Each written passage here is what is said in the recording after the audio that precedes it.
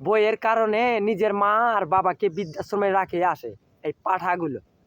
হ্যাঁ, বউ এখন বলতেছে, ওগো সোনা জানু মনু, তোমার মাকে তুমি বৃদ্ধাশ্রমে পাঠায় দিয়ে আসো। হ্যাঁ, এখন বইয়ের কথা না শুনলে হয়? বইয়ের কথা যদি না শোনে তাহলে তো যুদ্ধ বন্ধ হতে পারে। এজন্য বইয়ের কথা শুনতেই হবে। এখন বাপরে, বউ একটা পাইছে পুরো ষোলো ১৬ আনা, পুরো ১৬ আনা ২২ ক্যারেটের সোনা।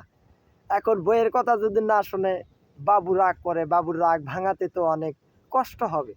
তাই বাবা মাকে বৃদ্ধাশ্রমে পাঠাই।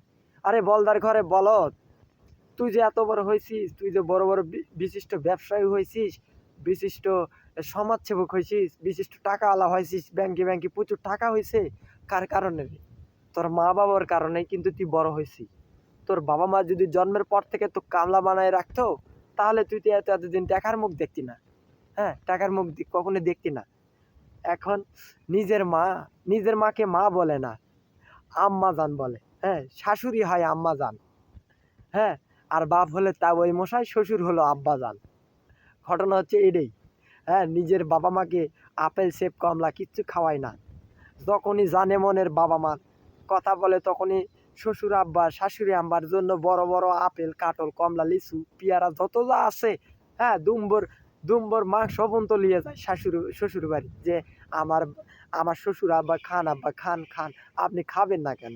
হ্যাঁ, মাঝে মধ্যে অনেক লজ্জা লাগে। এই বলদ করে বলো, তোর বাবা মার প্রতি, তোর বাবা মার জন্য কিছু কি কোনোদিন বিস্কুট নিয়ে গেছিস? হ্যাঁ, বইয়ের ঘরে বললাম, অনেকে বলে যে বইয়ের গোলাম, বাস্তবে ওরা বইয়ের গোলাম।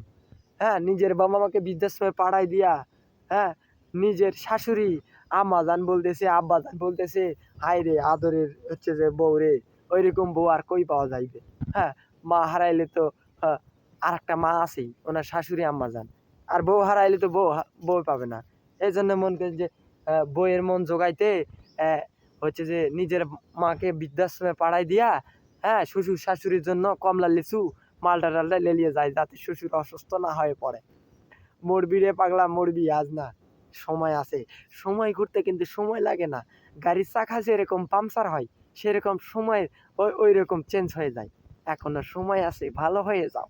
যদি ভালো না হও তাহলে বিষাতুর পাতা আর গম্বাজলের পাতা আছে, পুরা চুলকাইয়া চুলকাইয়া তোমার গোটাল গাও শেষ হয়ে যাবে। পরে দেখবা তুমি মলমও খুঁজে পাইতেছে না। হ্যাঁ, এখন আমি কিছু বললেই আমার দোষ। থাক, আমি আর কিছু বলবো না।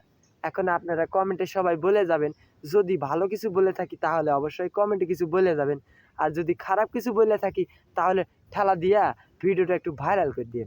হ্যাঁ, আমার তো অনেক স্বপ্ন এই মানুষদেরকে নিয়ে একটু কাজ করার। যদি ভিডিওটি ভালো লাগে তাহলে অবশ্যই আবার একটু করে কমেন্ট রেখে যাবেন। ধন্যবাদ সবাইকে।